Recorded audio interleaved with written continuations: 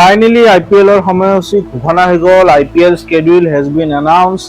মই কৈছিলো ইয়াৰ আগতে এটা নিউজ দিছিলো যে 12 মাৰ্চত IPL এনাউন্স হ'ব, কিন্তু এদিন আগতে 11 মাৰ্চ আজি IPL সময়সূচী ঘোষণা কৰা হৈছে. স্কেডিউল কোনদিনা কাৰ মেচ আছে আৰু গুৱাহাটীত কেইখন মেচ হ'ব, 3খন মেচ হ'ব, কাৰ মাজত আছে এইখিনিও কম.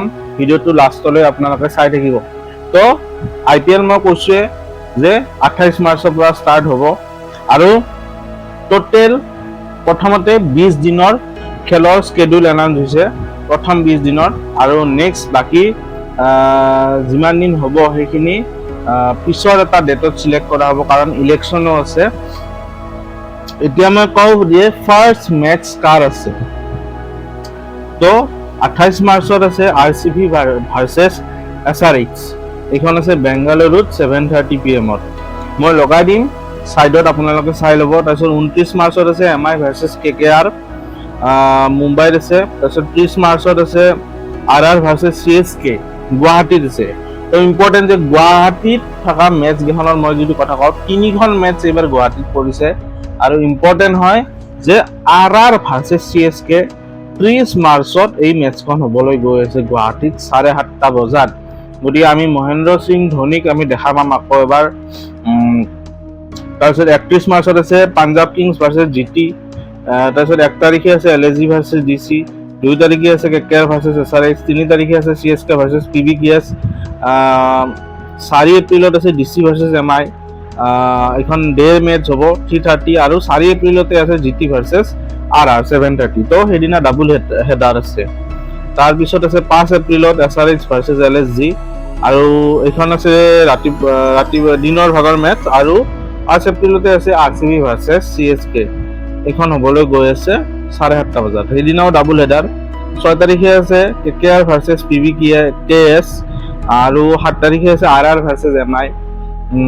8 তাৰিখে আছে DC ভাৰ্চেছ GT. 7 এপ্ৰিলত RR ভাৰ্চেছ MI. এই মেচখন গুৱাহাটীত হ'ব গৈ আছে. তো এইখন হ'ল ছেকেণ্ড মেচ 7:30 PM. 8 এপ্ৰিলত আছে DC ভাৰ্চেছ GT. 9 এপ্ৰিলত আছে KKR ভাৰ্চেছ LSG. 10 এপ্ৰিলত মোৰ যোনখন মেচ হ'ব সেইখন ডাঙৰ মেচ আছে.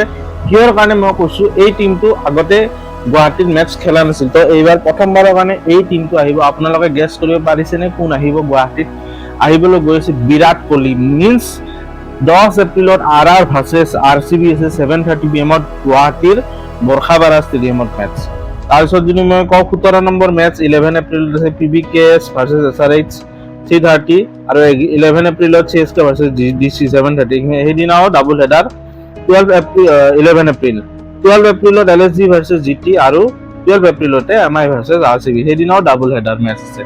তো এই হ'ল প্ৰথম 20 দিনৰ IPLৰ স্কেডিউল, সময়সূচী, কোনদিনা কাৰ মেচ আছে আৰু কেইটা বজাত আপোনালোকক মই ইনফৰমেশ্যনটো দিলো.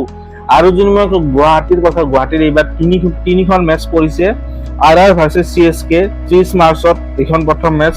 তাৰপিছত পৰিছে RR ভাৰ্চেছ MI 7 এপ্ৰিলত পৰিছে. তাৰপিছত যদি মই কওঁ RR ভাৰ্চেছ RCB, এইখন পৰিছে 10 এপ্ৰিলত. মানে 3খন মেচ পৰিছে, আৰু ধোনীকো আমি দেখা পাম এইবাৰ গুৱাহাটীত, আৰু বিৰাট কোহলিকো দেখা পাম.